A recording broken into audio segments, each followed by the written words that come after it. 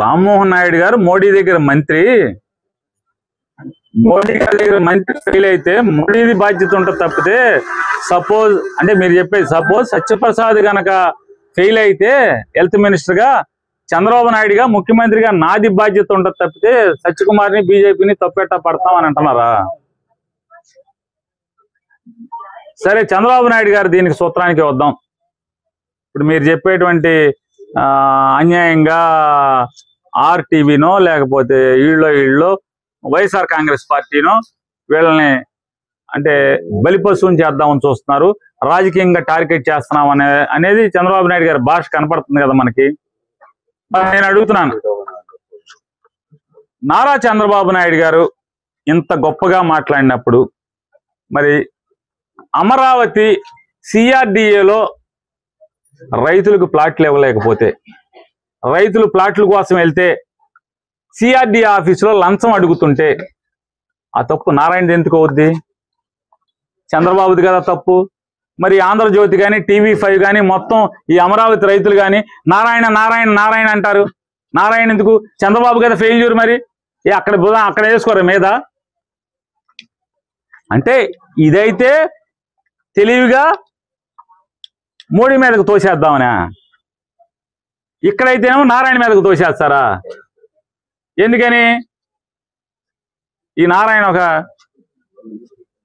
పిచ్చు కాపు ఆయన కాబట్టి. అంటే ఆయనకు పిచ్చుందని కాదు, ఆయన కాపు పిచ్చుందని కాదు, చంద్రబాబు అంటే పిచ్చి నషాడానికి ఉన్నటువంటి నారాయణ గారు పిచ్చోడు కాబట్టి, చంద్రబాబు పిచ్చోడు కాబట్టి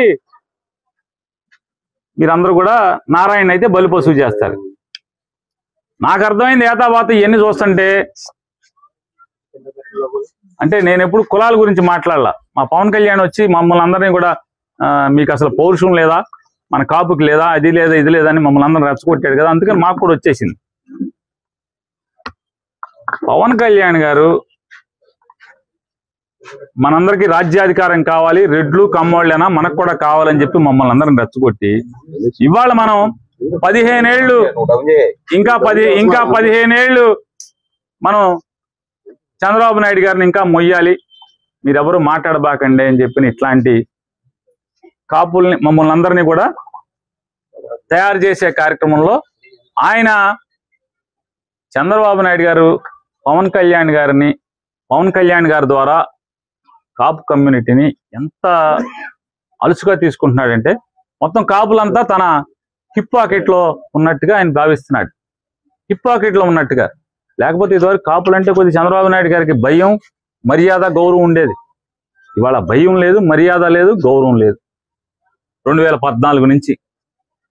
మరి ఇంత ఆయన సూక్తి ముక్తావాళ్ళు చెప్పినప్పుడు ఇదేంటి రామ్మోహన్ నాయుడు అంటమేంటి, మోడీది కదా అని. ఇక్కడైతే సత్యకుమార్ అయితే గనక సత్యకుమార్ యాదవ్ అయితే నన్ను కదా తప్పు పట్టాల్సిందే. మరి నారాయణ ఎందుకు తప్పు పడుతున్నారు? ABNలో TV5లో రాజధాని మొత్తం అందరూ కూడా అంటే పెమ్మసానికి పెత్తనం ఇవ్వటాక. పెమ్మసాని ఎవడు అంటే మీ చుట్టాలు కాబట్టి పెమ్మసానికి తెచ్చి అంటే నారాయణకి బలిపశువుని చేసి పెమ్మసాని తెస్తారు. నారాయణ మంచోడు అని ఏమంటలే నేను, నారాయణ కూడా అదే తానులో మొక్క, నారాయణ పత్తిత్తని నేను అంటలా. కాకపోతే ఎంత పత్తిత్తి కాకపోయినా మేమంతా ఒకటే తానులో మొక్కలం కదా, మరి అందుకని మాట్లాడుతున్నా. ఎందుకని? చంద్రబాబు నాయుడు గారు ఈ భాష మాట్లాడాడు కాబట్టి. ఏమా ఇండిగో తప్పు అయితే ఇండిగో పాపాలన్నా కూడా మోడీ కదా, మా ఊడికి ఏం సంబంధం అన్నప్పుడు మరి ఇక్కడ నారాయణది ఏం తప్పు?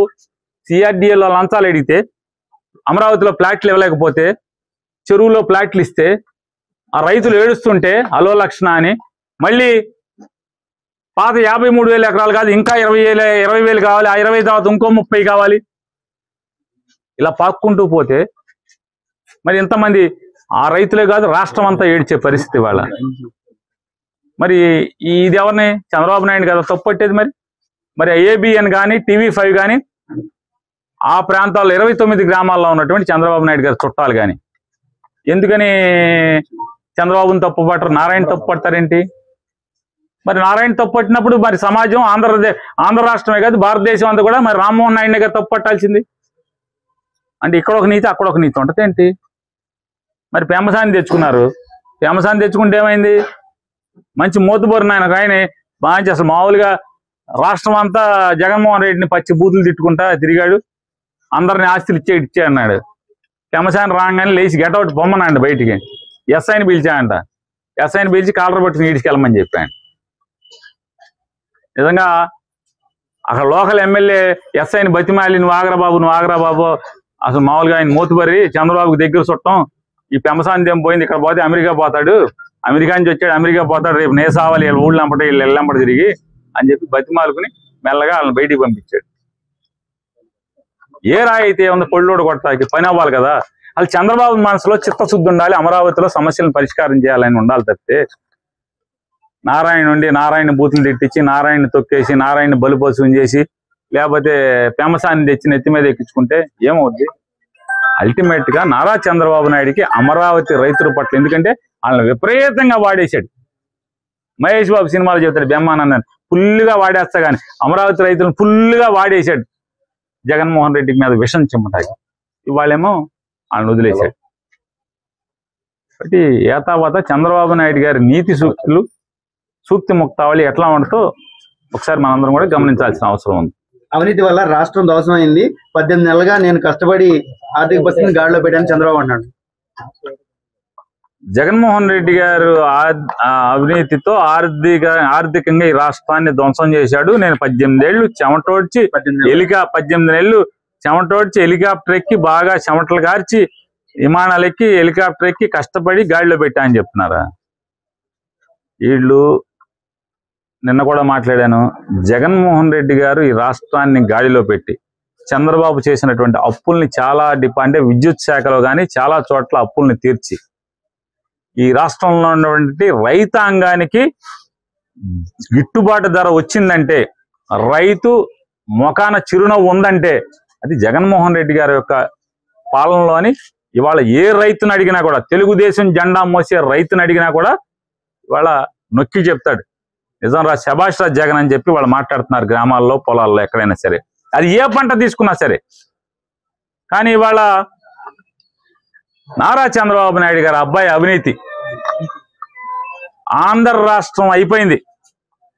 ఆంధ్ర రాష్ట్రం దాటి భారతదేశ వ్యాప్తంగా వ్యాపించడం కదా, అది అంతర్జాతీయ స్థాయికి వాళ్ళ అబ్బాయి అవినీతి పరుడిగా అవినీతి పెరిగిపోటి అది వేళ్ళు అనుకోవటం. ఎందుకంటే నేను చెప్పట్లా వాళ్ళ అబ్బాయికి ఏంటండి దేశంలో అంటే, మరి ఇండిగోలో అవినీతి లేకపోతే ఎవడు ఎందుకు మాట్లాడరు? రామ్మోహన్ నాయుడు ఎందుకు మాట్లాడు? ఎందుకు టీవీల దగ్గరికి మీడియాకి వచ్చి అంటే ప్రజలతో మాట్లాడాలంటే ఏకైక మాధ్యమం ఏంటి? మీడియా కదా. మీడియా దగ్గరికి ఎందుకు రాడు? మొహం ఎందుకు చాటేస్తున్నాడు? చంద్రబాబు నాయుడు ప్రతిదానికి తగుదమ్మా అని బయలుదేరతాడు కదా.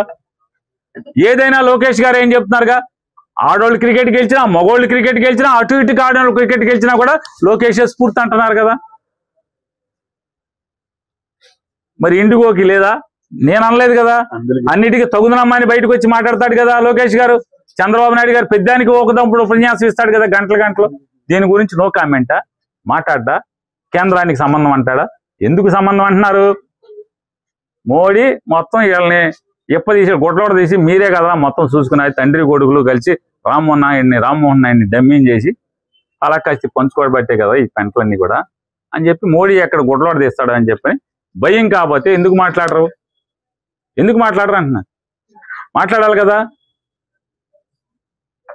మాట్లాడకపోగా ఇవాళ ఎంత పెద్ద ఎత్తున భయంకరమైన అవినీతి ఉంటే 18 మాసాలుగా ఈ ప్రభుత్వం వచ్చినటువంటి 18 మాసాలుగా తనకి మంత్రి పదవి వస్తే ఈ రోజు దాకా కూడా దాన్ని ఎందుకు కంట్రోల్లో పెట్టలేకపోయారు? దాన్ని ముందే కట్టడి చేయాలి కదా. ఎందుకు దాన్ని కొత్త రూట్లు ఇచ్చారు? ఎందుకు దాన్ని కంట్రోల్ చేయకుండా వాళ్ళ రిక్రూట్మెంట్ జరుగుతుందా లేదా అనేది అజగనుకోకుండా ఎందుకు ఊరుకున్నారు?